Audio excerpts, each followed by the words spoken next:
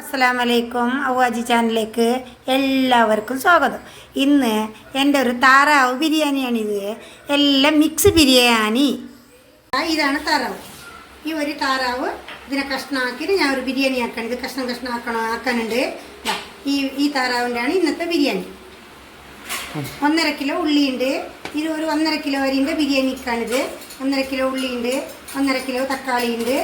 തക്കാളി വേണമെന്ന പോലെ ഇട്ടോളാം. ഞാനിപ്പോൾ 1.25 കിലോ എടുത്തിട്ടുണ്ട്. 1 കിലോ ആയാലും മതി തക്കാളി. നിങ്ങൾക്ക് അതിൻ്റെ ടേസ്റ്റിനനുസരിച്ച് ഇട്ടോളാം. പിന്നെ ഇഞ്ചിയും വെളുത്തുള്ളി 100 ഗ്രാം രണ്ടും ഉണ്ട്. വെളുത്തുള്ളി 100 ഗ്രാം ഉണ്ട്, ഇഞ്ചി 100 ഗ്രാം ഉണ്ട്. പിന്നെ മുളക് നമ്മൾ ഉണക്കമുളക് ഉണ്ടല്ലോ, ഉണക്കമുളക് പത്തൽമുളക് എന്നൊക്കെ പറയില്ലേ, ആ മുളക് 50 ഗ്രാമും. അത് അതിൻ്റെ അനുസരിച്ച് മുളകും മല്ലിയും പെരുംജീരകം അരച്ച അരവാണിത്. ഇതിലേക്ക് 1.5 കിലോ ബിരിയാണിക്കുള്ളതാണിത്. പിന്നെ അതിലേക്കുള്ളത് കുറച്ച് ഇഞ്ചിയും വെളുത്തുള്ളി ഇതെല്ലാം കഴിഞ്ഞതിന് ശേഷം, ഇത് മൂത്തതിന് ശേഷം ഇത് ഇട്ട് കൊടുക്കണം.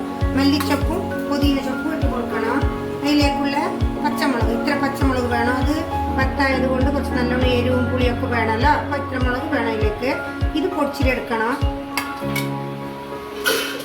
ഇനി ഇതിലേക്കുള്ള സാധനം മഞ്ഞൾപ്പൊടി 2 ടീസ്പൂൺ വേണം. മഞ്ഞൾപ്പൊടി കുറച്ച് അധികം വേണം, പത്തായത് കൊണ്ട് കുറച്ച് മഞ്ഞൾപ്പൊടി അധികം വേണം. പിന്നെ കുരുമുളക് പൊടിയാണിത്. കുരുമുളക് പൊടി ഒരു 2 സ്പൂൺ, അത് എരിവ് വേണം. പിന്നെ മസാല, ഗരം മസാല പൊടിച്ചതാണ്, അത് 2 സ്പൂണ്. പിന്നെ കസ്തൂരി മെൻത്തി, ഈ കസ്തൂരി മെൻത്തി ഒരു 50 ഗ്രാം വേണം. അത് ഇട്ടത്ര നമുക്ക് ബിരിയാണി ടേസ്റ്റായിട്ട് കിട്ടും. പിന്നെ പെരുംജീരകപ്പൊടി, ഈ പൊടി ഇത്ര പൊടിക്കണം. ഇത് എല്ലാം പാടെ ഉള്ളി മൂത്തതിൻ്റെ ശേഷം ഇതെല്ലാം മൂപ്പിക്കണം. എന്നിട്ട് പച്ചമുളക്, ഇഞ്ചി, വെള്ളുള്ളി ഒക്കെ ഒന്ന് പേസ്റ്റാക്കിയിട്ട് മൂപ്പിക്കണം. മൂപ്പിച്ചതിൻ്റെ ശേഷം മുളക് ഇടണം. ഈ അരച്ച മുളക് ഇടണം.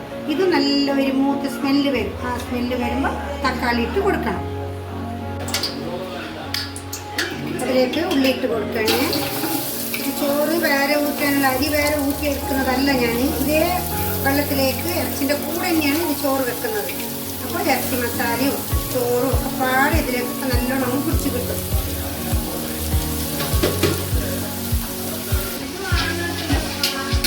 ഇതിപ്പോൾ ഇങ്ങനെ മൂക്കട്ടെ. നല്ലോണം ഇങ്ങനെ മൂത്ത് കിട്ടുകയാണ്. നല്ലോണം മൂക്കണം. ഉള്ളി നല്ലോണം മൂത്തതിന് ശേഷം വേണം വേറെ എല്ലാ ചേരുവകൾ കൂട്ടാൻ. അതുപോലെ ഇത് മൂത്തിട്ടുണ്ട്. ഞാൻ ഒഴിച്ചത് 100 ഗ്രാമാണ് സൺഫ്ലവർ ഒഴിച്ചിരിക്കുന്നത്. നമുക്ക് പിന്നെ വേണമെങ്കിൽ എണ്ണ ഒഴിച്ചുള്ള എണ്ണയോ നെയ്യോ എന്താ വേണ്ടത് ഒഴിക്കാം. ഇതിട്ട് പിന്നെ പരുവായി. ഇനി ഇഞ്ചും വെളുത്തുള്ളി ഇടുകയാണ്. പേസ്റ്റാക്കി ഇഞ്ചും വെളുത്തുള്ളി പച്ചമുളകും ഉണ്ട്. ഇത് നല്ലോണം നോക്കണം. അപ്പോൾ നമ്മൾ തക്കാളി ഇടാത്തത്, തക്കാളി ഇട്ട് കഴിഞ്ഞാൽ ഇത് നോക്കില്ല, അതുകൊണ്ടാണ് തക്കാളി ഇടാത്തത്. ഈ മസാല മൂത്തതിൻ്റെ ശേഷം നമ്മുടെ പൊടികളെല്ലാം മൂത്തതിൻ്റെ ശേഷമാണ് തക്കാളി ഇടുന്നത്. അത് നല്ലോണം നല്ലോണം പറ്റാൻ വിടണം. എന്നിട്ട് വേണം മസാല കൂട്ടിയിട്ട് ഇറച്ചിടാൻ.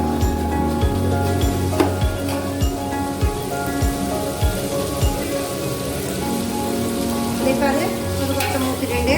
അതിലേക്കുള്ള മസാല കസ്തൂരി മെൻത്തി, പെരുംജീരകം, മഞ്ഞൾപ്പൊടി, കുരുമുളക് പൊടി, മസാലപ്പൊടി, ഗരം മസാലപ്പൊടി, ഈ മുറിച്ച് വെച്ച ഈ തക്കാളി ഇതെല്ലാം പാടെ ഇട്ട് കൊടുക്കണം.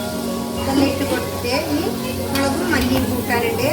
ഇതെല്ലാം ഒന്ന് മൂത്തിട്ട് വരുമ്പോൾ മുളകും മല്ലിയും കൂട്ടാണ്. അരച്ച് വെച്ച മുളക്, മല്ലി, പെരുംജീരകം വെച്ചിട്ടുണ്ട്. അതും കൂടി ഒന്ന് കൂട്ടി കൊടുക്കണം. ഇത് താറാവിൻ്റെ നല്ലൊരു ബിരിയാണിയാണ്. അരിയെല്ലാം താറാവിൻ്റെ കൂടെ തന്നെ കഴുകിയിട്ട് വെച്ചൊരു വേവിച്ച് എടുക്കണം. ഫസ്റ്റിൽ നമ്മൾ താറാവിനെ ഒരു 3 വിസിലാക്കി എടുക്കണം. കുറച്ച് മഞ്ഞൾപ്പൊടിയും ഉപ്പും ഇട്ട് വേവാൻ വെക്കണം. വിസിൽ നല്ല വേവണം. കാരണം നാടൻ കോഴിൻ്റെ വേവുണ്ട് താറാവിനെ, അതുകൊണ്ട് നല്ലോണം വേവണം. വെന്തതിന് ശേഷം ഈ മസാല ഇട്ട് കൊടുക്കണം. ഇപ്പം ഈ പരിവായിട്ടുണ്ട്. തക്കാളി ഒന്ന് വടയുന്നതിന് മുന്നേ ഈ അരച്ച് വെച്ച മുളകും മസാല ഇട്ട് കൊടുക്കണേ. ഇതെല്ലാം ഒന്ന് വെന്തിട്ട് ഒന്ന് മൂക്കട്ടെ കിടന്ന് എണ്ണയിൽ കിടന്ന് ഒന്ന് വേവട്ടെ. കുറച്ചുകൂടി എണ്ണ വേണം നിങ്ങൾക്ക് ചേർക്കാം. ഞാൻ കുറച്ച് എണ്ണയാണ് ഇതിൽ ചേർത്തിരിക്കുന്നത്. ഇതിലേക്ക് കുറച്ച് നെയ്യ് ചേർക്കാനുണ്ട്, അതുകൊണ്ട് കുറച്ച് എണ്ണയിലാണ് മൂപ്പിച്ചെടുത്തത്. ഈ മസാല നല്ലോണം മൂത്തിട്ടുണ്ട്. ഇപ്പം ഞാൻ നേരത്തെ കാണിച്ച മസാല എല്ലാം മൂത്തേ. എന്നിട്ട് ഈ 1.5 കിലോ താറാവിൻ്റെ ഇറച്ചിയാണിത്. ബാക്കിൻ്റെ ഇറച്ചി 1.5 കിലോ താറാവ്, 1.5 കിലോ അരിക്ക് 1.5 കിലോ താറാവ്. ഇനിയിപ്പോൾ ഇതിങ്ങനെ മിക്സ് ആയല്ലോ. അപ്പോൾ ഇതിലിത് നല്ല വേവില്ല, കാരണം ഇത് നാടൻ കോഴിൻ്റെ വേവുള്ളത് കൊണ്ട്. ഇനി ഈ മസാല എല്ലാം പാടെ ഞാൻ ഈ കോഴിയും പിന്നെ ഈ മസാല എല്ലാം പാടെ ഞാൻ കുക്കറിലിട്ടിട്ട് ഒരു 4 വിസിലാക്കിയിട്ട് ഇങ്ങോട്ട് എടുക്കുകയാണ്. അതായത് നാടൻ കോഴിൻ്റെ ഒരു വേവാണ് ഇതിന്. അപ്പോൾ നല്ലോണം വേവണമല്ലോ. അതിന് പിന്നെ ആവശ്യത്തിന് നിങ്ങൾ ഉപ്പ് ഇട്ടോളണം. ഞാൻ കുറച്ച് ഉപ്പ് ഇതിലിട്ടിട്ടുണ്ട്.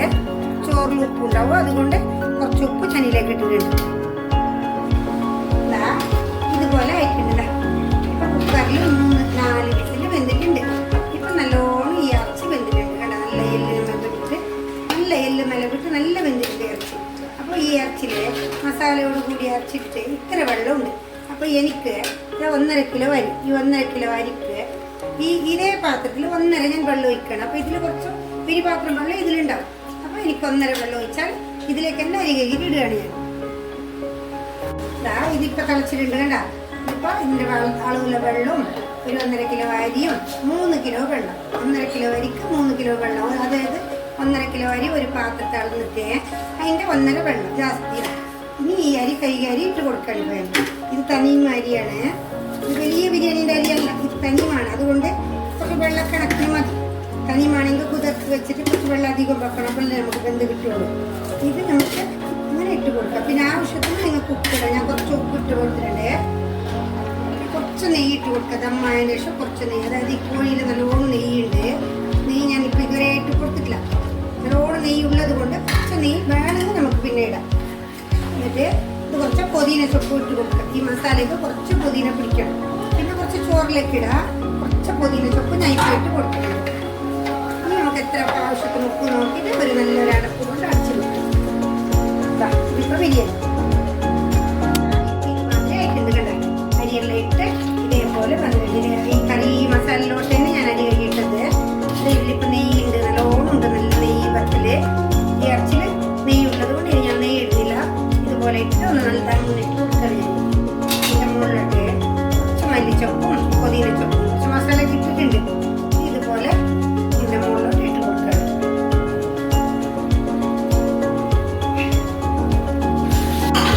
ഇതേപോലെ നല്ലൊരു തുണി അടിച്ച് തമ്മൂര് വെച്ചതാണ്. ഇതേപോലെ ആയിട്ടുണ്ട്. ഇത് ബിരിയാണി വന്നിട്ടാ ഇതേപോലെ ആക്കണ്ട. നല്ലൊരു അടിപൊളി താറാവ് ബിരിയാണി നിങ്ങൾക്ക് എല്ലാവരും ഉണ്ടാക്കി നോക്കി. സബ്സ്ക്രൈബ് ചെയ്ത് കൊടുക്കണോ, ലൈക്ക് ചെയ്യണോ, ഷെയർ ചെയ്ത് കൊടുക്കണോ, ബെല്ലമർത്തണോ. എല്ലാവർക്കും എൻ്റെ അസ്സലാമു അലൈക്കും.